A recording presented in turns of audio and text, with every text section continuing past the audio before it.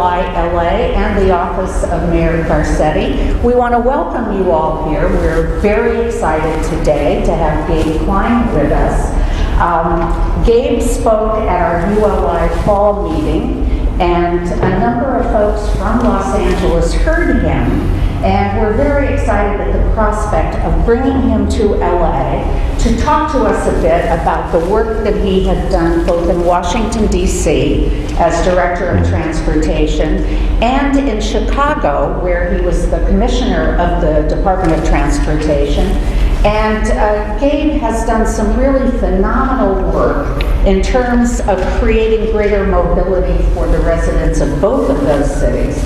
I think that he may be most known for his work on bike sharing, but I can assure you he's done a lot more than that. And I'm sort of impressed that he's done all of that and is still, from my perspective at least, a fairly young man. It sort of is prompting me to call my sons and find out what they're doing with their lives. But this has been a real pleasure. Gabe is here for one day. He arrived last night and is on sort of a whirlwind, but he has been meeting and will be meeting with some of the officials from both Metro and the city, but we wanted him to have an opportunity to really speak to all of you because we believe that the work he has done is truly inspirational.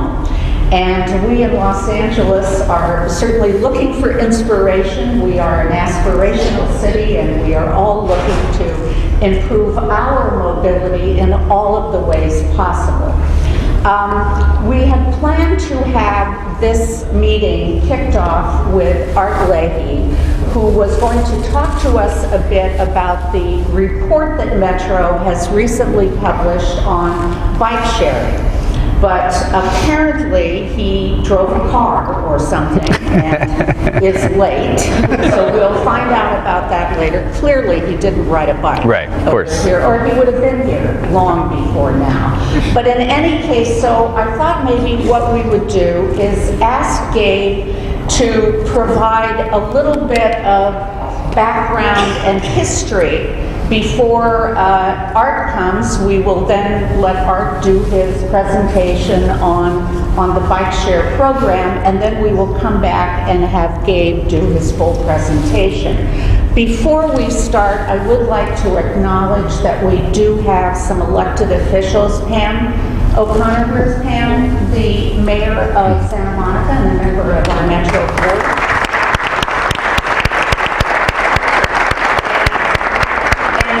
Friend to mobility folks everywhere.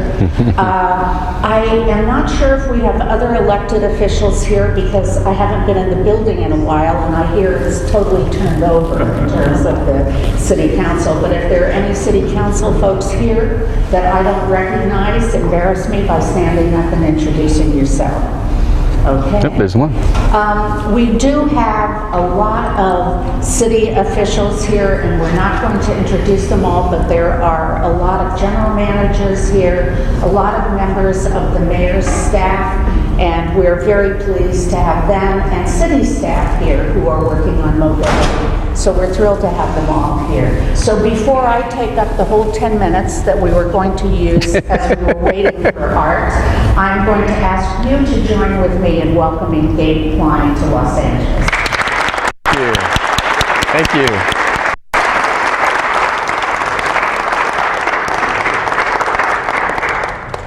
Thank you, Gail, or as I like to call you, Mom Gail, as of an hour ago.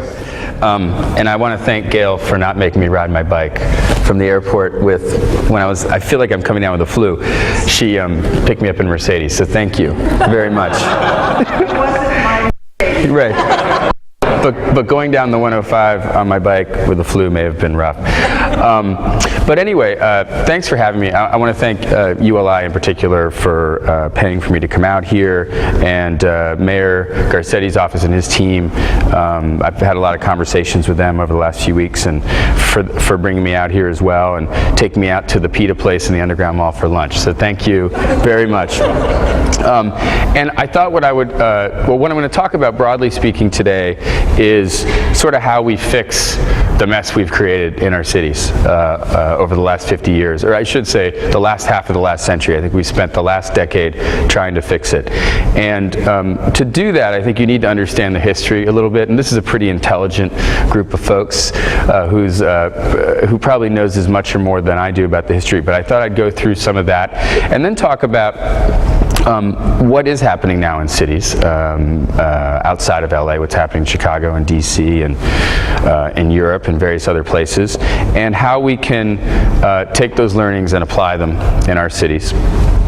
And what are the obstacles, particularly the political obstacles, and how you overcome those, or how I've been able to overcome those. And since it's being televised, I won't be able to be completely honest, but we will have Q&A where I will take pointed questions.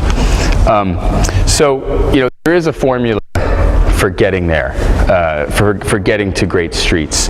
And it involves being aware of place and creating place and having a modal hierarchy, which we set in Chicago as pedestrian first, which I think is very important to come out boldly and recognize that the pedestrian is the most important part of your transportation system, and you should be planning for your pedestrian first, who's also your transit user, your bike user, and your auto user. And for the bike people out there, I know you're bummed that it's third and not second.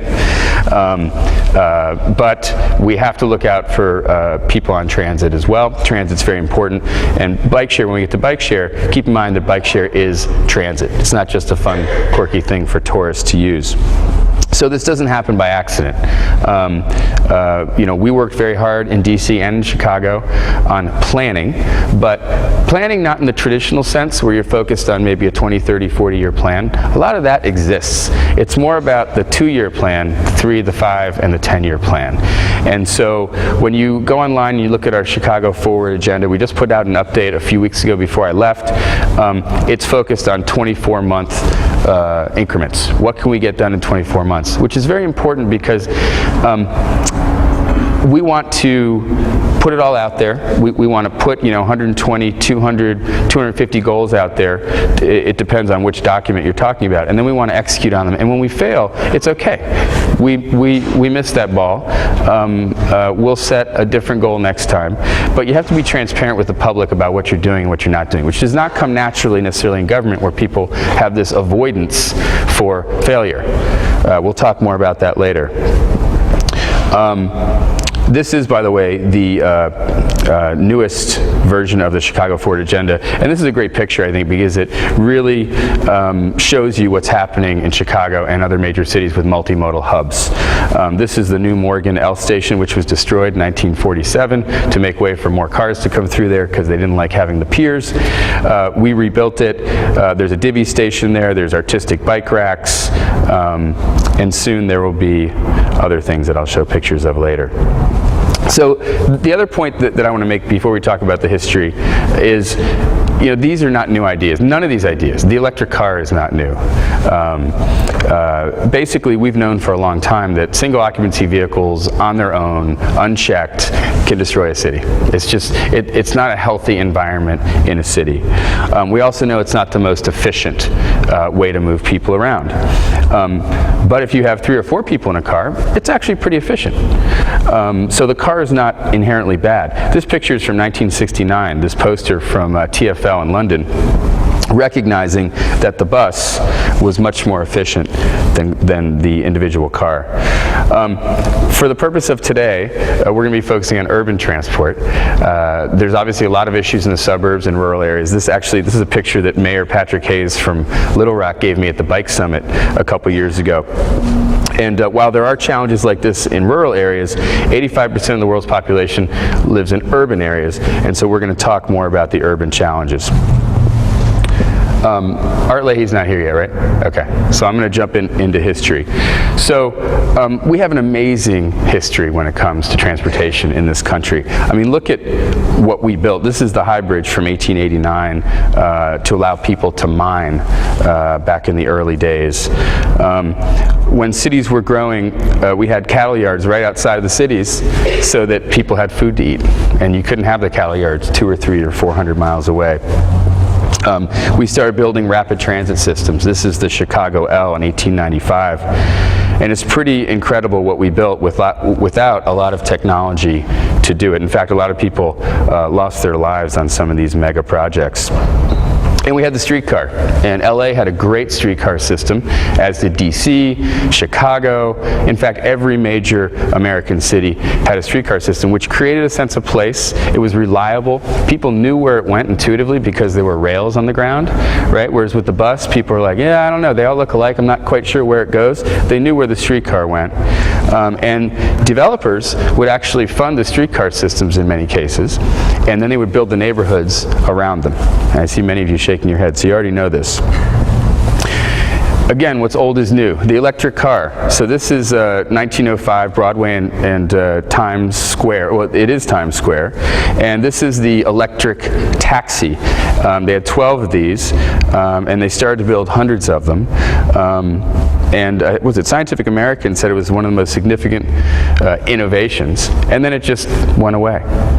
And now, 100 years later, we're talking about electric cars and electric taxi cabs. The penny farthing bicycle club. How many people have ridden a penny farthing? All right, it's not easy. It's tough. But by 1900, women were riding bicycles too, in bloomers, by the way. The California Cycleway. This was like a tollway for bikes. It was 10 cents one way.